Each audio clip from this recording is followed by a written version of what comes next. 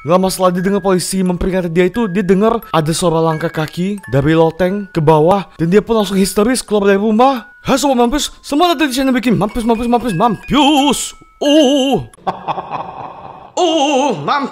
Nah guys, kali ini aku akan nyeritain sebuah kisah dari seorang pengasuh dan horror banget guys. Tapi walaupun gak ada hantu-hantu, ya horror banget. Nah di kisah ini itu mengisahkan tentang seorang pengasuh yang menjaga 3 bocil. Dan saat malam tiba, dia mengalami hal yang sangat mencekam.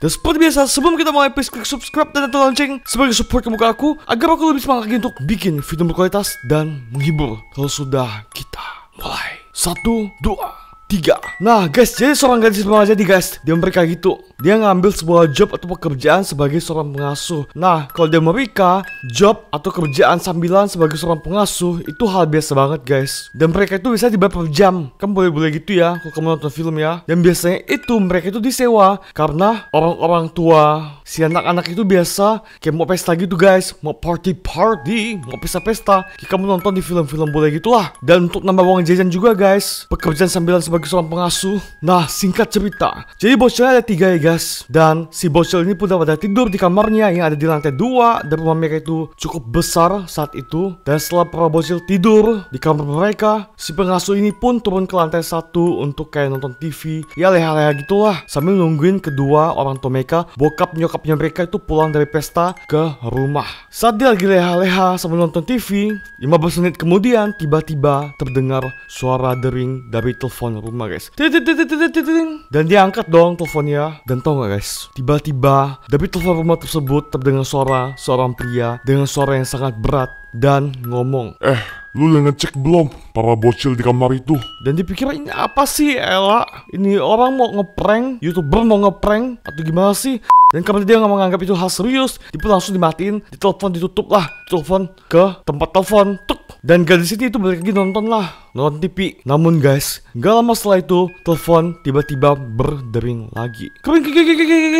Dan dia angkat lagi dong teleponnya sama si gadis ini, dia angkat, tuk. Halo, dan sama guys, yang telepon itu adalah pria dengan suara berat yang tadi. Dan lagi-lagi pria ini ngomong, kok gue selalu ngecek, lu gak ngecek sih para bocil di kamar? Dan dia pun mulai ketakutan gadis ini. Dan langsung ditutup teleponnya. Dan gak lama setelah itu dia pun langsung telepon lah ke kantor polisi. Dan ceritain ke polisi, bilang ke polisi, pak tolong nih, aku barusan diteror sama laki-laki pria suara berat gitu ke rumah. Dan bilang kayak suruh ngecek terus anak-anak yang aku asuh di kamar. Pokoknya ganggu banget deh sumpah, ini gimana ya? Dan polisi itu menyarankan untuk nanti kalau misalnya nih si pria tersebut yang bersuara berat telepon lagi ke rumah, kamu sengaja lama-lamain ya teleponnya biar kita bisa ngecek posisi tepatnya si pria itu ada di mana, biar kita bisa tangkap. Oh ya, informasi aja. Jadi si pria ini yang bersuara berat itu teleponnya kan ke telepon rumah. Nah gadis ini itu telepon ke kantor polisi dengan handphone pribadinya guys. Oke, kita balik lagi ke ceritanya. Dan dia pun nonton lagi TV-nya. Namun guys, bener aja guys, untuk ketiga kalinya tiba-tiba telepon di rumah mereka berdering lagi.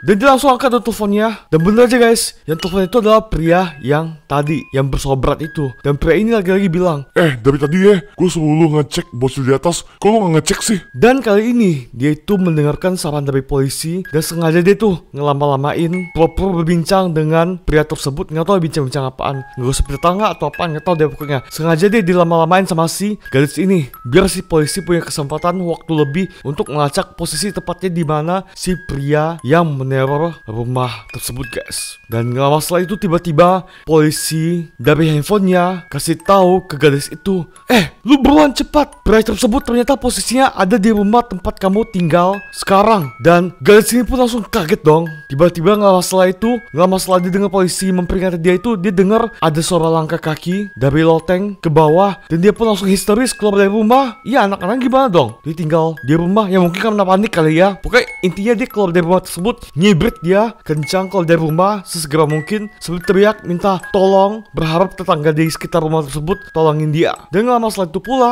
mobil polisi pun tiba di depan rumah tersebut. tersebut. Dan ya, polisi pun mulai menenangkan si gadis ini. Dan polisi pun setelah menenangkan gadis tersebut, polisi pun masuk ke dalam rumah tersebut, naik ke loteng ke lantai 2 untuk ngecek pria tersebut yang ada di kamar bocil. Pas polisi masuk di kamar tersebut itu nggak ada siapa-siapa guys. Polisi pun ngecek ke lemari dan benar aja polisi menemukan 2 anak di dalam lemari yang sedang bersembunyi dengan sangat gemetaran. Dan ketika kedua anak tersebut ngeliat polisi yang menemukan mereka di lemari, anak tersebut pun kayak ketakutan gitu dan nangis guys. Dan bayangin guys, polisi juga menemukan 1 buah kapak yang sudah berlumuran di atas kasur.